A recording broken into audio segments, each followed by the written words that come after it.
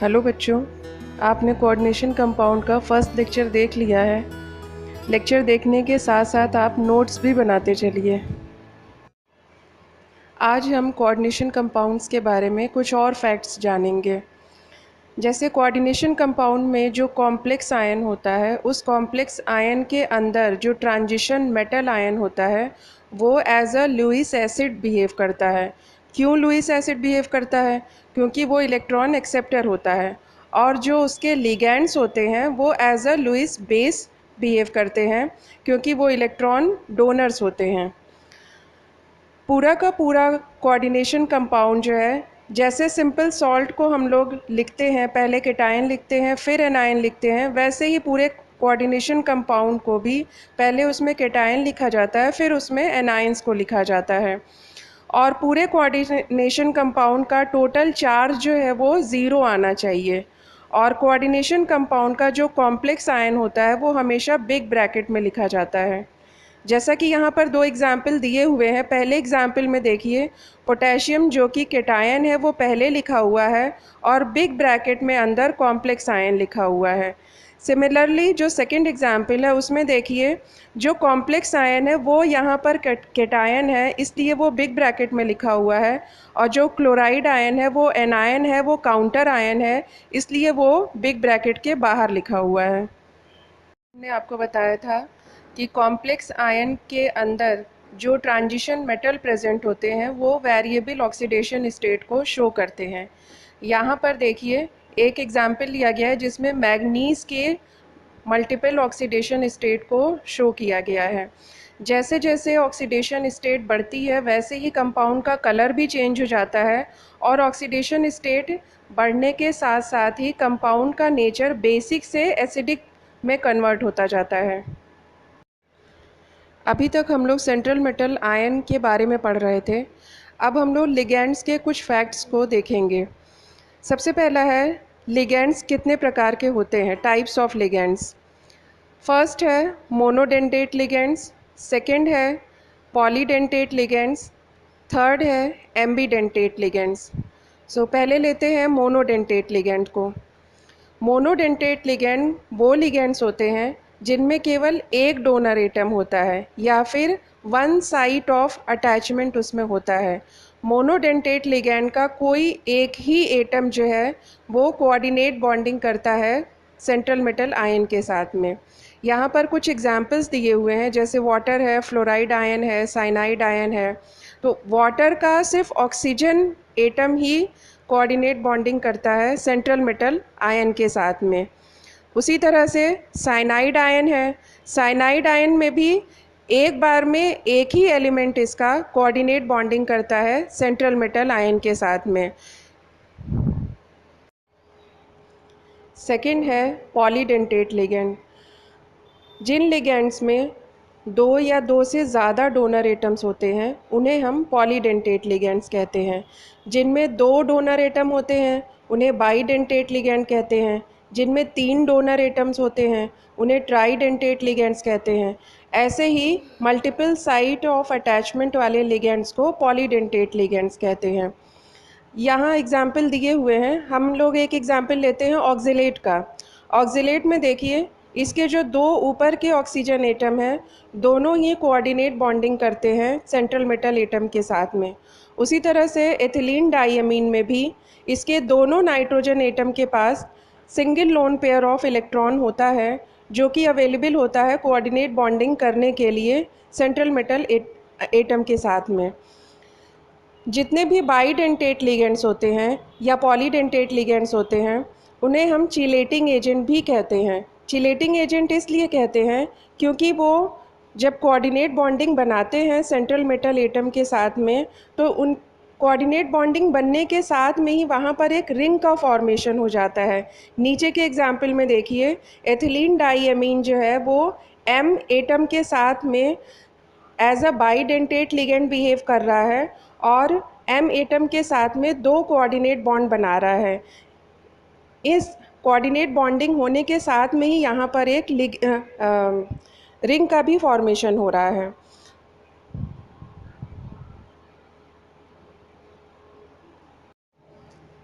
Ethylene डाईअमीन टेट्राएसीटेट, जिसे हम short में EDTA भी कहते हैं, ये पॉलीडेंटेट लिगेंड्स का बेस्ट एग्जाम्पल है, क्योंकि इसके पास 6 डोनर एटम होते हैं जो कि कोऑर्डिनेट बॉन्डिंग बनाते हैं सेंट्रल मेटल एटम के साथ में। नेक्स्ट कैटेगरी है एम्बीडेंटेट लिगेंड्स की। जब लिगेंड्स के पास में 2 डोनर एटम होते हैं, लेकिन कॉम्प्लेक्स फॉर्मेशन के टाइम में उसका एक ही डोनर एटम कोऑर्डिनेट बॉन्डिंग करता है और दूसरे कॉम्प्लेक्स फॉर्मेशन में दूसरा डोनर एटम कोऑर्डिनेट बॉन्डिंग करता है, ऐसे लिगेंड्स को एम्बीडेंटेट लिगेंड्स कहते हैं।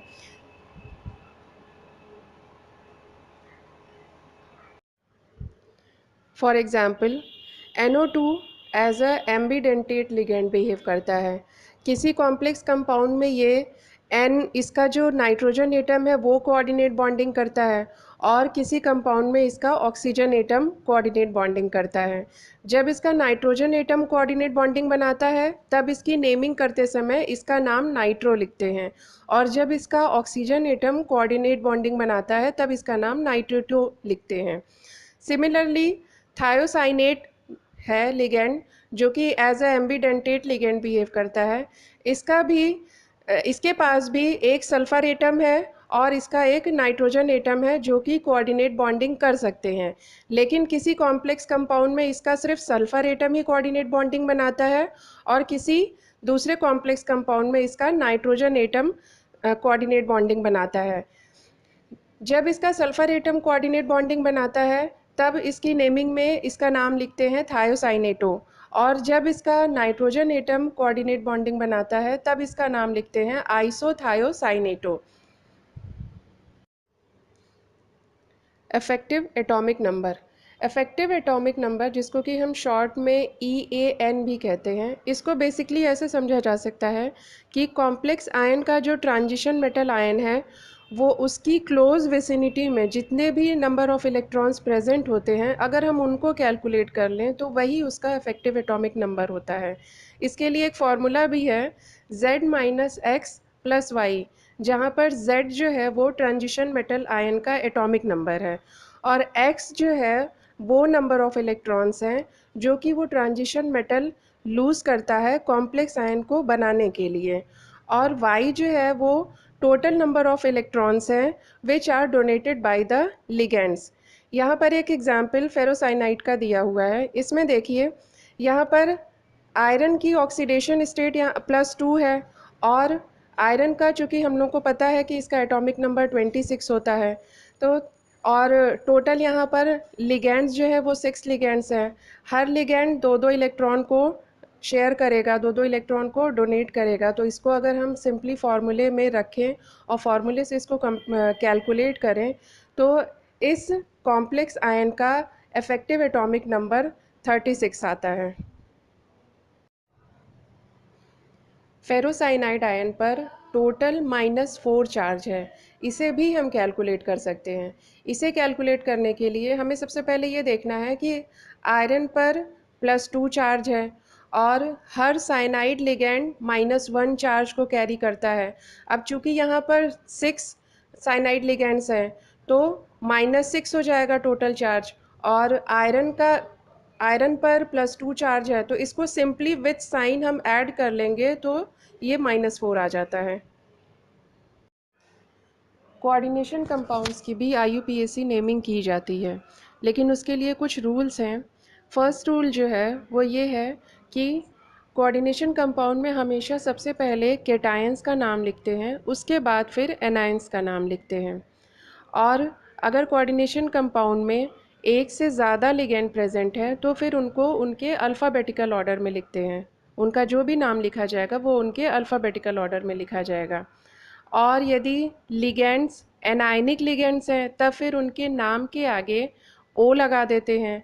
अगर कैटायनिक लिगेंड्स हैं तब उनको एज इट इज़ ही लिखा जाता है, और यदि लिगेंड्स जो हैं वो न्यूट्रल लिगेंड्स हैं तो फिर उन्हें भी एज इट इज़ ही लिखते हैं, लेकिन उसके लिए कुछ एक्सेप्शंस हैं। जैसे अगर लिगेंड में वाटर मॉलिक्यूल प्रेजेंट है तो उसका जब हम नाम लिखते हैं IUPAC नॉमेनक्लेचर करेंगे तो एक्वा लिखेंगे, और अगर अमोनिया प्रेजेंट है तो उसको अमीन लिखेंगे। अगर कार्बोनिल प्रेजेंट है तो उसको हम कार्बोनिल ही लिखते हैं, और अगर नाइट्रिक ऑक्साइड प्रेजेंट है एज अ लिगेंड तो उसे हम नाइट्रोसिल लिखते हैं, और उसको हम जब भी इसकी नेमिंग लिखेंगे तो उसे स्मॉल ब्रैकेट में ही लिखेंगे। और अगर लिगेंड्स सिमिलर लिगेंड्स एक से ज़्यादा हैं तब उनकी नेमिंग करने के लिए हम प्रीफिक्स में डाई और ट्राई जोड़ते हैं। और अगर दो तरह के लिगेंड्स हैं और दोनों लिगेंड्स के मॉलिक्यूल एक से ज़्यादा हैं तब भी सबसे पहले हम लिगेंड्स को अल्फ़ाबेटिकल ऑर्डर में लिखेंगे, और उसके बाद फिर हम लिगेंड्स को, जो फर्स्ट लिगेंड हमारा आएगा उसको हम बाई या ट्राई करके लिखेंगे, और जो सेकंड लिगेंड आएगा उसको हम पैरेंथेसिस में बिस, ट्रिस या टेट्राकिस करके लिखेंगे। फॉर एग्जांपल यहाँ पर निकिल के साथ में कॉम्प्लेक्स कंपाउंड बना हुआ है, देखिए यहाँ पर दो तरह के लिगेंड्स प्रेजेंट हैं, एक क्लोरीन है और दूसरा है फेनिल फॉस्फीन। चूँकि सी पहले आता है इसलिए हम क्लोरो पहले लिखेंगे और फेनिल फॉस्फीन को बाद में लिखेंगे। क्लोरो के भी दो मॉलिक्यूल्स हैं इसलिए हम पहले डाई क्लोरो लिखेंगे, और फेनिल फॉस्फीन के भी दो मॉलिक्यूल हैं तो इसका नाम लिखेंगे डाई क्लोरो बिस, फिर पैरेंथेसिस स्मॉल ब्रैकेट में ट्राई फेनिल फॉस्फीन निकिल, और उसके बाद से उसकी ऑक्सीडेशन स्टेट लिख देंगे। फर्स्ट रूल को हम लोग यहाँ पर दो एग्जाम्पल से देखते हैं। फर्स्ट रूल क्या है? फर्स्ट रूल ये है कि सबसे पहले हमें केटायन का नाम लिखना है, उसके बाद हमें एनायन का नाम लिखना है।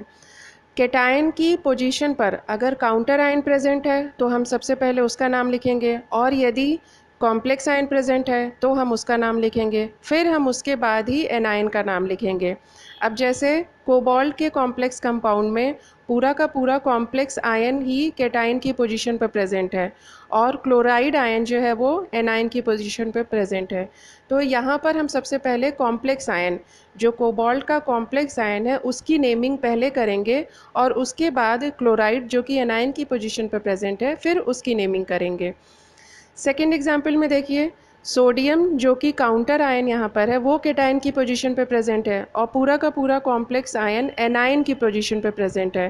तो रूल 1 के अकॉर्डिंग हमें सबसे पहले केटायन का नाम लिखना है, देन हमें एनायन का नाम लिखना है। सेकेंड रूल के अकॉर्डिंग लिगेंड्स की नेमिंग हमेशा अल्फ़ाबेटिकल ऑर्डर में ही करते हैं। फर्स्ट एग्जाम्पल में देखिए, कोबाल्ट का जो कॉम्प्लेक्स है उसमें दो लिगेंड्स प्रेजेंट हैं, एक अमोनिया है और दूसरा क्लोराइड है। अब यदि सेकेंड रूल को फॉलो किया जाए तो अमोनिया की नेमिंग पहले होना चाहिए। तो यहाँ पर देखिए, चूँकि 5 अमोनिया है इसलिए हम इसका नाम लिखेंगे पेंटामीन, फिर सेकेंड लिगेंड का नाम लिखेंगे क्लोरो, और फिर केटायन का नाम लिखेंगे।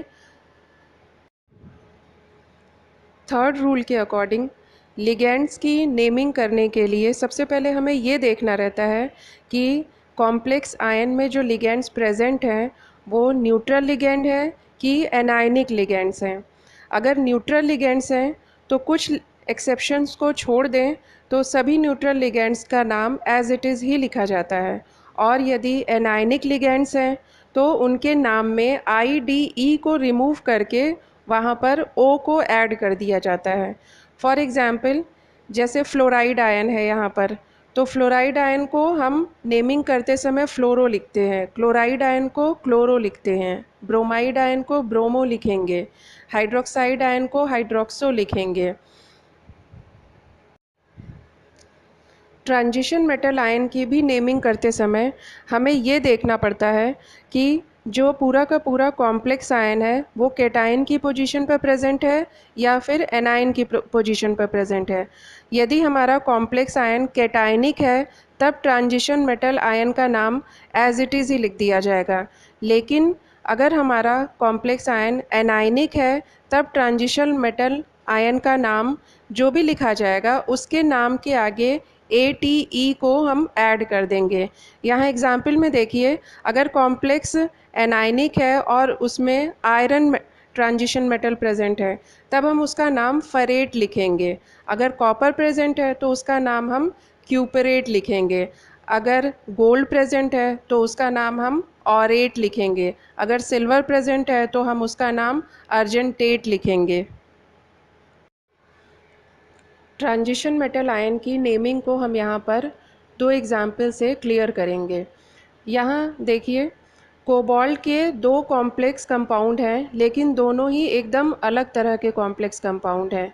एग्जाम्पल ए में देखिए, जो कोबाल्ट का कंपाउंड है उसमें कोबाल्ट का कॉम्प्लेक्स आयन एनायन की पोजीशन पर प्रेजेंट है, जबकि एग्जाम्पल बी में जो कोबाल्ट का कॉम्प्लेक्स आयन है वो केटायन की पोजीशन पर प्रेजेंट है।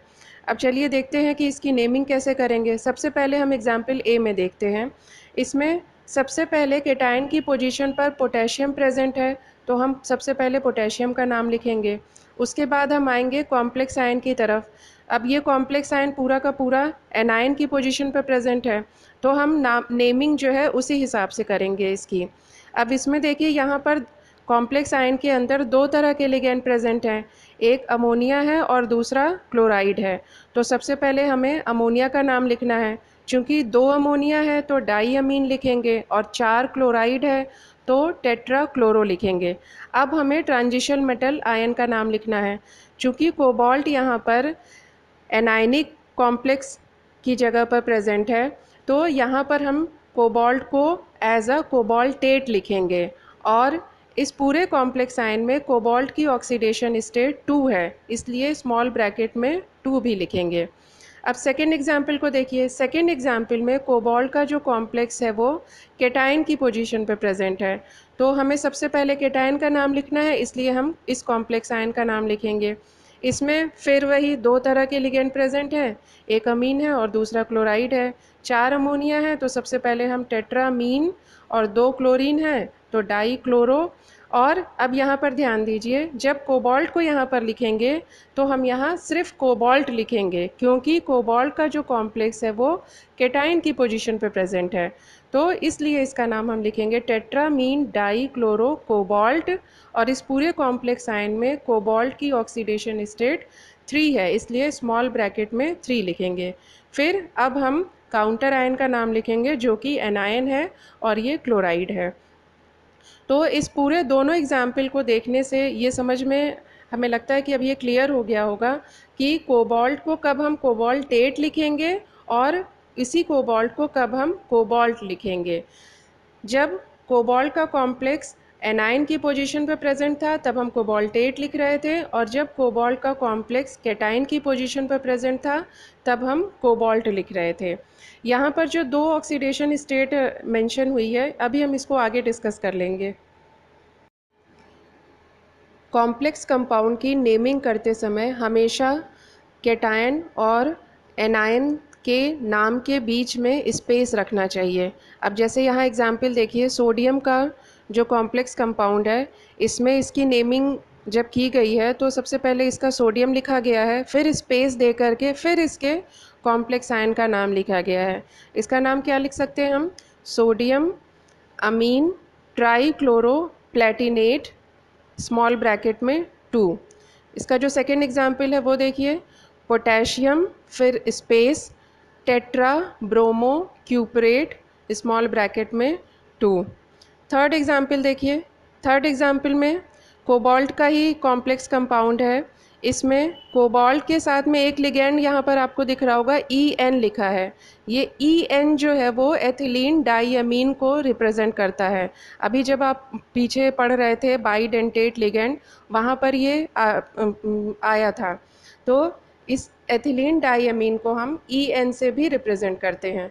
अब जब इसकी नेमिंग करेंगे तो हम इसको लिखेंगे aqua bis ethylene diamine iodo cobalt small bracket में इसकी ऑक्सीडेशन नंबर, कोबाल्ट की ऑक्सीडेशन नंबर लिखेंगे और फिर नाइट्रेट को लिखेंगे। कुछ एग्जाम्पल्स और देखते हैं। यहाँ देखिए, फर्स्ट एग्जाम्पल जो है वो लिथियम का एक कॉम्प्लेक्स कंपाउंड है। तो इसकी जब नेमिंग करेंगे तो सबसे पहले हम लिथियम का नाम लिखेंगे, उसके बाद इसके कॉम्प्लेक्स आयन का नाम लिखेंगे। देखिए, सबसे पहले लिखा हुआ है लिथियम, फिर इसके कॉम्प्लेक्स आयन का नाम लिखेंगे hydrido aluminate, lithium hydrido aluminate. Second example देखिए। सेकेंड एग्जाम्पल में भी सोडियम पहले है, उसके बाद कॉम्प्लेक्स आयन है, तो इसका नाम लिखेंगे सोडियम हेक्सा नाइट्रिटो एन कोबाल्टेट। यहाँ पर एक चीज़ और बता दें आपको, ये जो हाइफन करके N लिखा हुआ है ये रिप्रेजेंट करता है इसमें जो ये नाइट्रो ग्रुप प्रेजेंट है। यहाँ पे अभी आपने पढ़ा, हमने आपको बताया था कि नाइट्रो ग्रुप जो होता है वो एम्बीडेंटेट लिगेंड होता है, मींस कि इसमें इसके दो एटम्स जो हैं वो कोऑर्डिनेट बॉन्डिंग कर सकते हैं, लेकिन एक कंपाउंड में एक ही एटम कोऑर्डिनेट बॉन्ड बनाता है। उसी तरह से इस कंपाउंड में इस नाइट्रो ग्रुप का N जो है, इस नाइट्रो ग्रुप का जो नाइट्रोजन है वो कोऑर्डिनेट बॉन्डिंग बना रहा है। इसीलिए जब हम इसकी नेमिंग लिखेंगे तो ये भी मेंशन करते हैं, हाइफन के साथ उसको लिखते हैं कि एम्बीडेंटेट लिगेंड अगर प्रेजेंट है तो उसका कौन सा एटम कोऑर्डिनेट बॉन्डिंग कर रहा है। चलिए अब थर्ड एग्जाम्पल देखते हैं। थर्ड एग्जाम्पल में क्या है, सिल्वर का है एक कॉम्प्लेक्स कंपाउंड। तो इसमें जो सिल्वर का कॉम्प्लेक्स आयन है वो कैटायन की जगह पर प्रेजेंट है और नाइट्रेट आयन जो है वो एनायन की जगह पर प्रेजेंट है। तो सबसे पहले देखिए इसका जब हम नाम लिखेंगे तो लिखेंगे di ammine silver nitrate. Fourth example देखिए, फोर्थ एग्जाम्पल में है potassium tetra cyano aurate. Last है tetra cyano nickelate. Oxidation state calculate करना सीखते हैं। ऑक्सीडेशन स्टेट कैलकुलेट करना बहुत ही सिंपल है। यहाँ पर हमें ट्रांजिशन मेटल आयन का ऑक्सीडेशन स्टेट कैलकुलेट करना है। एग्जाम्पल में कोबाल्ट का कंपाउंड दिया हुआ है, इसलिए हम यहाँ पर कोबाल्ट की ऑक्सीडेशन स्टेट को कैलकुलेट करेंगे। सबसे पहले कोबाल्ट की अगर ऑक्सीडेशन स्टेट कैलकुलेट करनी है तो उसको X मान लीजिए और इसमें जितने भी लिगेंड्स प्रेजेंट होंगे कॉम्प्लेक्स आयन के अंदर उसकी ऑक्सीडेशन स्टेट भी हमें लिखनी रहेगी। तो कोबाल्ट की X मान लिए, यहाँ पर अमोनिया लिगेंड प्रेजेंट है, चूँकि अमोनिया न्यूट्रल लिगेंड होता है इसलिए इसकी ऑक्सीडेशन स्टेट ज़ीरो है। तो 4 अमोनिया के लिगेंड्स है तो 4 इंटू ज़ीरो हो जाएगा। 2 क्लोराइड के लिगेंड प्रेजेंट हैं, क्लोराइड पर -1 चार्ज होता है या क्लोराइड की -1 ऑक्सीडेशन स्टेट होती है।